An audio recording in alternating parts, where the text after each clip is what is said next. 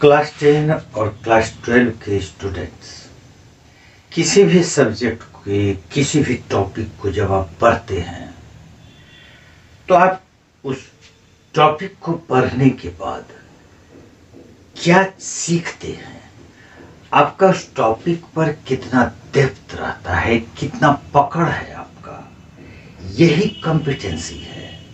आपकी क्षमता, आपकी एबिलिटी उस क्षेत्र में कहां तक है, इसको जांच करते हैं। सीबीएसई के हो या आईसीएसई के हो, कॉम्पिटेंसी बेस्ड क्वेश्चंस आना ही आना है। गवर्नमेंट का भी कहना है कि बच्चे को इस तरह के क्वेश्चंस पर फोकस किया जाए जिससे उसके एबिलिटी को उभारा जा सकता है। आपने किसी भी टॉपिक को कितना हद तक सीखा, इसकी जानकारी, इसका पकड़ और इसका सही आकलन हम तभी कर पाते हैं जब हम कॉम्पिटेंसी बेस्ड क्वेश्चन पर स्टूडेंट का जांच करते हैं। नमस्कार स्टूडेंट्स, राजेश कुमार आपका स्वागत करता है। आज हम लोग एक क्वेश्चन पर डिस्कस करेंगे जो कि कॉम्पिटेंसी बेस्ड क्वेश्चन ही है। सीबीएसई के लिए हो, आईसीएसई के लिए हो, क्लास 10 के आप किसी भी बोर्ड के स्टूडेंट हैं, इससे कोई मतलब नहीं है, क्योंकि सिमिलर ट्रायंगल्स, सिमिलरिटी दोनों को पढ़ना है। दोनों के बोर्ड के बच्चे इसको पढ़ेंगे ही। इसी पर बेस्ड एक क्वेश्चन पर आज हम लोग डिस्कस करते हैं। देखिए, कॉम्पिटेंसी बेस्ड क्वेश्चन है। आपने कॉम्पिटेंसी बेस्ड क्वेश्चन तो काफी बनाया होगा, सिमिलर ट्रायंगल्स पर भी बेस्ड काफी क्वेश्चन आपने बनाया होगा। जैसे इस क्वेश्चन को देखिए और इसको पता कीजिए देखकर कि क्या आप इसको सॉल्व कर सकते हैं। सबसे पहले इस क्वेश्चन को पूरा पढ़ते हैं। गिवन ए ट्रायंगल ABC कोई भी एक ट्रायंगल दिया हुआ है and D is a point on BC.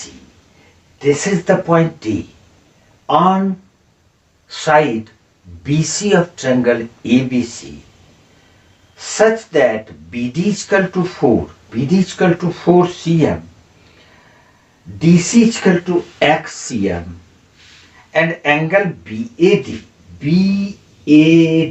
this angle is equal to angle C, that is this angle, and AB is equal to 8 cm. AB is equal to 8 cm.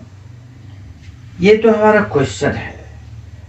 अब हमको prove करना है, prove that triangle ABD। दो question इसमें है। पहला question, triangle ABD ये similar होगा ट्रायंगल CBA। और फिर सेकेंड क्वेश्चन है, find the value of x, यानी x का वैल्यू क्या हो सकता है। x का वैल्यू क्या होगा ये तो बाद में पता करेंगे, पहले तो सिमिलर करो।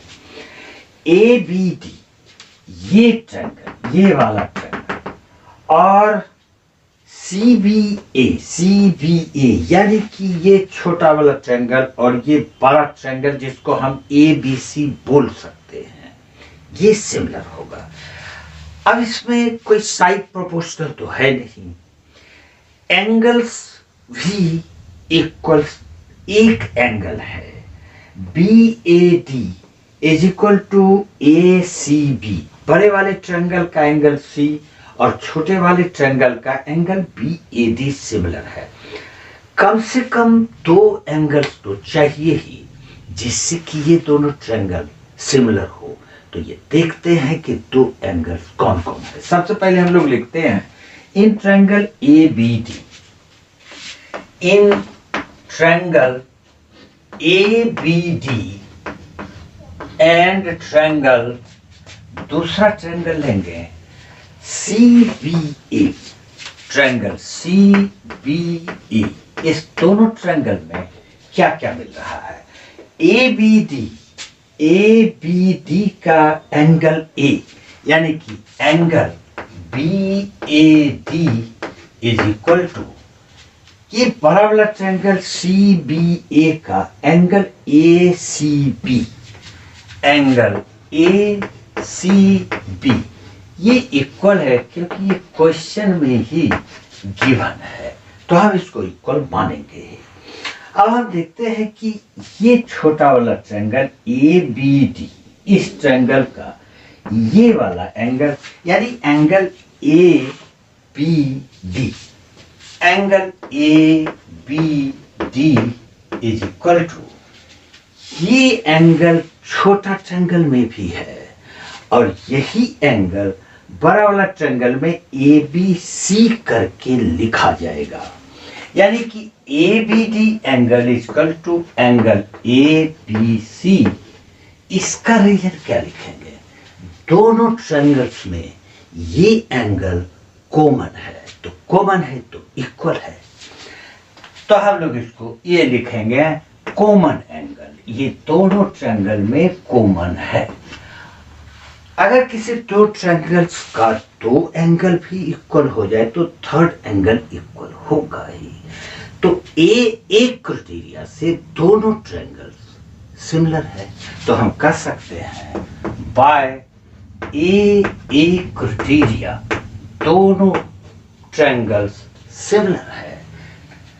Triangle ABD similar triangle CBA, और जब ये दोनों ट्रायंगल सिमिलर है तो एक पार्ट तो इसका हमने प्रूफ किया, अब दूसरा पार्ट X फाइंड करना है, तो इसमें हम लोगों को सिमिलरिटी की एक प्रॉपर्टी का यूज करना है कि अगर दो ट्रायंगल सिमिलर हो तो उसके करस्पॉन्डिंग साइड्स प्रोपोर्शनल होंगे। अब करस्पॉन्डिंग क्या है?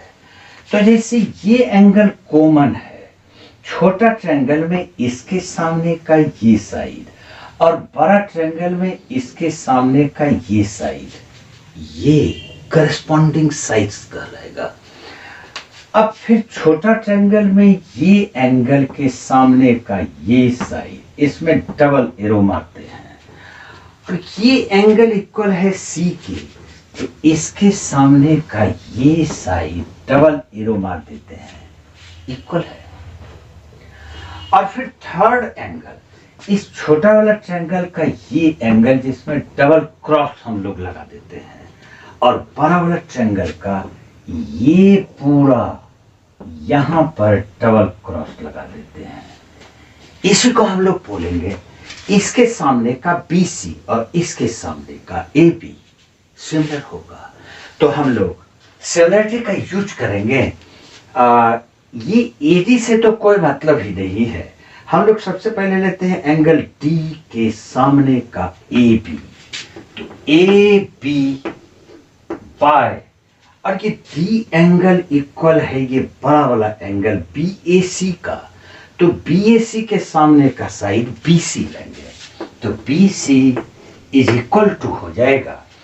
अब कौन सा एंगल लिया जाए?